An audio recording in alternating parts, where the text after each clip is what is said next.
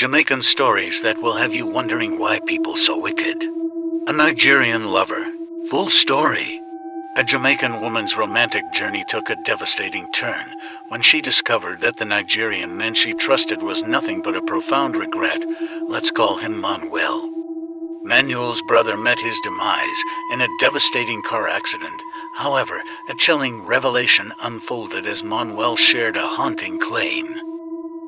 His brother's demise was allegedly orchestrated by the very cult group they were a part of. According to Manuel, his brother's refusal to comply led to a horrifying sacrifice. In a chilling revelation, Manuel continued to confide in her, disclosing a heartbreaking truth. He claimed that his brother had done a horrific sacrifice by giving his daughter over in order to gain riches. This resulted in the child being born with special needs. Tragically, the child's life came to an end approximately a year after her birth. In a moment of immense vulnerability, he revealed a dark secret. Burdened by the need to unburden his soul, with a heavy heart, he confessed that every few years they engaged in sacrificial rituals, claiming lives for their twisted cause. Follow Jamaican true stories. Despite the participation in such evil, his brother, still tragically, met a horrific fate like a dog, succumbing to an end that echoed a wretched destiny. Consumed by grief and vulnerability, he continued to confide in the young lady and revealed a horrifying act. He disclosed that he had a baby with another Jamaican woman, but the unimaginable truth was that he had made a sacrifice that included their 6-month-old daughter. Shockingly, he urged the young lady to make that same sacrifice and to include her own son, crossing a line that shattered any remaining trust or connection. She decided that enough was enough, severing all ties and removing herself from his presence, determined to protect her child from such darkness. She took decisive action by going to the police station to obtain an order of protection. With unwavering determination, she reported every single detail he had disclosed to her, ensuring that her words were documented in writing.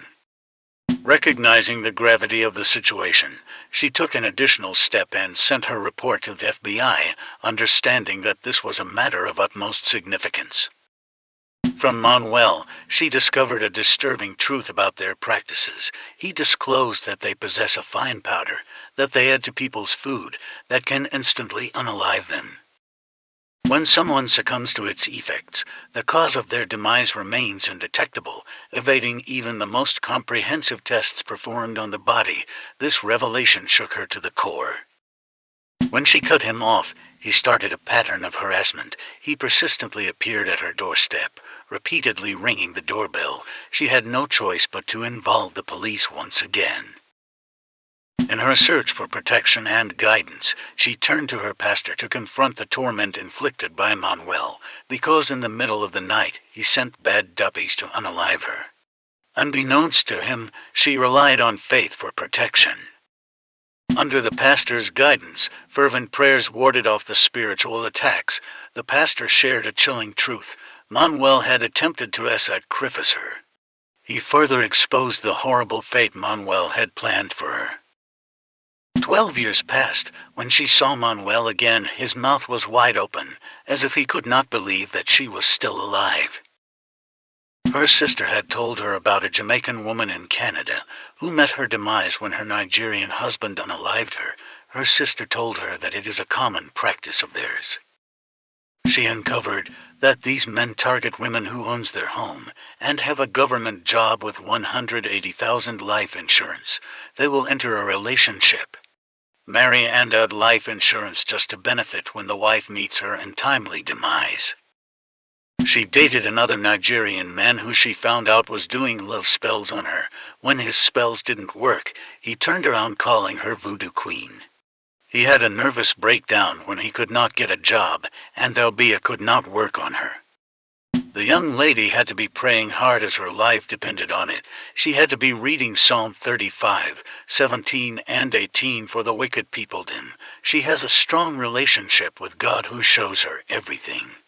She passed away and was brought back to life, and that makes her stronger in seeing her enemies. Not all Nigerian men are like this. But with these particular men, they use things on Jamaican women to make them turn stumbling block and lose their success. They steal women's luck. The young lady learned that the hard way, but she got delivered from that at her church. Beware. Follow Jamaican True Stories on YouTube.